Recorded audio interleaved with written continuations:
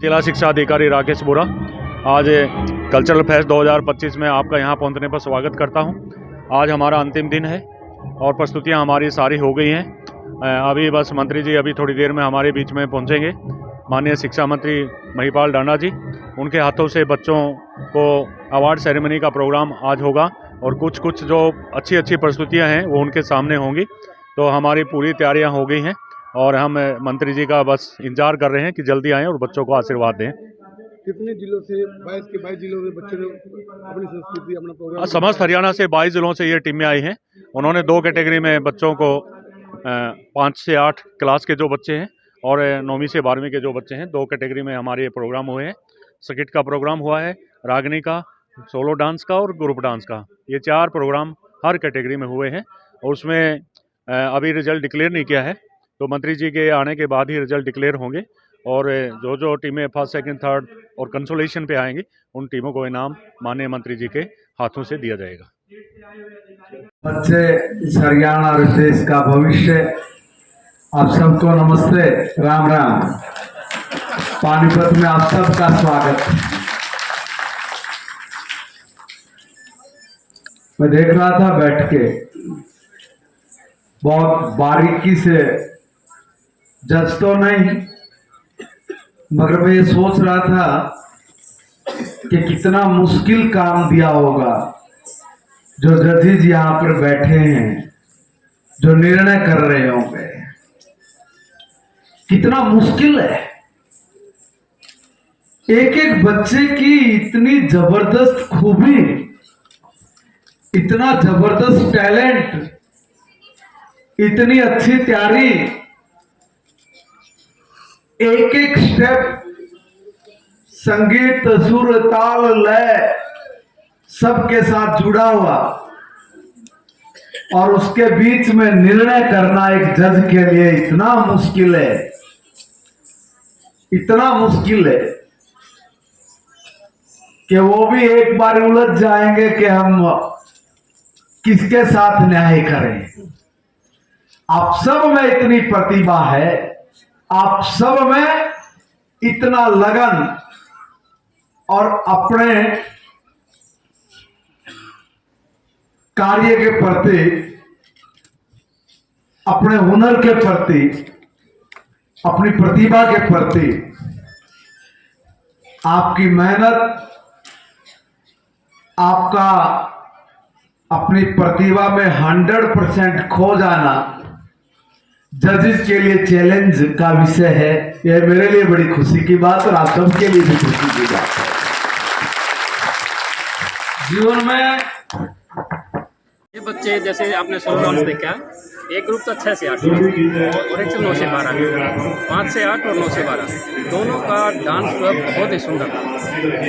छोटे बच्चों की जो कला है वो बेहद ही निखरी हुई है, बहुत सुंदर कला करते हैं और बच्चे मोटिवेट भी होते हैं और यहाँ इनाम भी मिलते हैं। तो बच्चों के ये भविष्य का एक स्टेप है। ये छोटे कलाकार हैं, ये बड़े होकर के भविष्य में बड़े कलाकार बनेंगे और हमारे देश का नाम रोशन करेंगे। शिक्षा को एक नए स्थान पर पहुंचाने का जो प्रयास किया है और जैसे कि अभी बताया, नई शिक्षा नीति जिसको लागू करने के लिए न रात देखते हैं न दिन देखते हैं, 24 घंटे मेहनत कर रहे हैं, ऐसे हमारे शिक्षा मंत्री महिपाल ढांडा जी, मैं जोरदार तालियों से आप सबसे अनुरोध करूंगी कि उनका स्वागत करें, जिनसे हमें प्रेरणा मिलती है, जिनसे हमें ऊर्जा मिलती है, ऐसे हमारे शिक्षा मंत्री।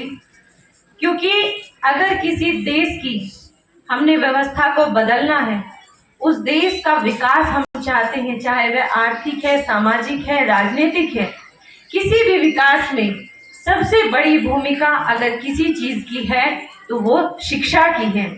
क्योंकि अगर एक देश शिक्षित है तो उसको आगे बढ़ने से कोई नहीं रोक सकता और उस शिक्षा को आगे बढ़ाने के लिए, उस शिक्षा को एक नया आयाम देने के लिए अगर हमारे पास में महिपाल ढांडा जी जैसे मंत्री हैं तो कोई रोक ही नहीं सकता कि हमारे हरियाणा में नई शिक्षा नीति लागू होगी और वो 100% होगी, क्योंकि जैसा उनका काम वैसा उनका नाम और वैसा उनका प्रयास है। आज हमें प्रेरणा मिलती है उनको देखकर काम करने की, हमें प्रेरणा मिलती है उनके विश्वास से कि जैसा विश्वास मंत्री जी के मन में है वैसा विश्वास हमारे मन में भी हो। अगर वो कर सकते हैं तो हम भी उनके पद चिन्हों पर चलकर थोड़ा सा कुछ तो अर्जित कर ही सकते हैं। मैं बहुत बहुत धन्यवाद करती हूँ शिक्षा मंत्री जी का, जिनके प्रयासों से आज पानीपत में ये जिला स्तरीय कार्यक्रम और यहाँ पर राज्य स्तरीय कार्यक्रम और यहाँ पर हमारे सभी शिक्षा अधिकारी, सभी आए हुए जो बच्चे हैं, जिन्होंने यहाँ पर अपना बहुत ही सुंदर, बहुत ही अच्छा और बहुत ही मन से, कहते हैं कि अपने मन के जो भाव हैं जब वो हमारे मंच पर आकर उतरते हैं तो हमें भी नहीं पता होता कि हम लोग कहाँ बैठे हैं और क्या कर रहे हैं। तो बहुत मन से सभी बच्चों ने अपनी प्रस्तुतियाँ दी। मैं उन सभी बच्चों के लिए बहुत बहुत शुभकामनाएं देती हूँ कि आप सब लोग अपने जीवन में आगे बढ़ें और जैसे आप लोग हरियाणा का नाम रोशन कर रहे हैं, आगे चलकर आप पूरे देश में हरियाणा का नाम रोशन करें। ऐसे ही सांस्कृतिक कार्यक्रमों में आप नेशनल लेवल पर भी भाग लें और हरियाणा को एक नया विश्वास दिलाएं कि जो सांस्कृतिक कार्यक्रम, जिस संस्कृति को हम बचाने का प्रयास कर रहे हैं, ये सांस्कृतिक कार्यक्रम सिर्फ कार्यक्रम नहीं है, ये आने वाली पीढ़ी के लिए प्रयास है कि हमारे आने वाली पीढ़ी को पता चले कि ये हमारी वेशभूषा थी, ये हमारी भाषा थी, ये हमारी संस्कृति थी। उस संस्कृति को हम अपने भविष्य के लिए बचा कर रखना चाहते हैं, क्योंकि आजकल के हमारे छोटे छोटे बच्चों को पता ही नहीं है कि ये हमारी वेशभूषा है, ये हमारी भाषा है। मैं बहुत अच्छे से वैसे अब हरियाणा की भाषा समझने लगी हूँ। अभी मंत्री जी पूछ ही रहे थे कि क्या आपको हरियाणवी भाषा समझ आती है। मैं बहुत अच्छे से समझने लगी हूँ, लेकिन फिर भी कहीं ना कहीं कोई चीज़ छूट जाती है। मैं एक छोटी सी बात बताऊंगी कि हमारे घर में, हमारी रसोई में खाना बनाने में जो हमारा सहयोग करती हैं, एक दिन उन्होंने मेरे से कहा, मंत्री जी, कि कोमल आज अड़ंगा लेने वाला नहीं आया। मेरे को समझ नहीं आया, मैं किचन से बाहर आ गई। मैं निकलूं किचन से, वो मेरे पीछे पीछे, मैं उनसे बचने का प्रयास करूं क्योंकि मुझे समझ ही ना आए वो पूछ क्या रहे हैं, उनको क्या जवाब दूं। फिर कहे कि आज तो 10 बज गए, अड़ंगा लेने वाला नहीं आया।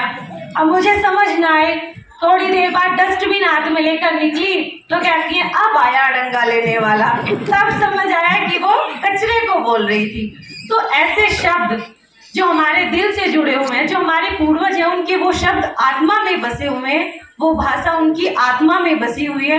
हम कितना भी प्रयास कर लें, लेकिन अपनी आत्मा को अपने शरीर से अलग नहीं कर सकते।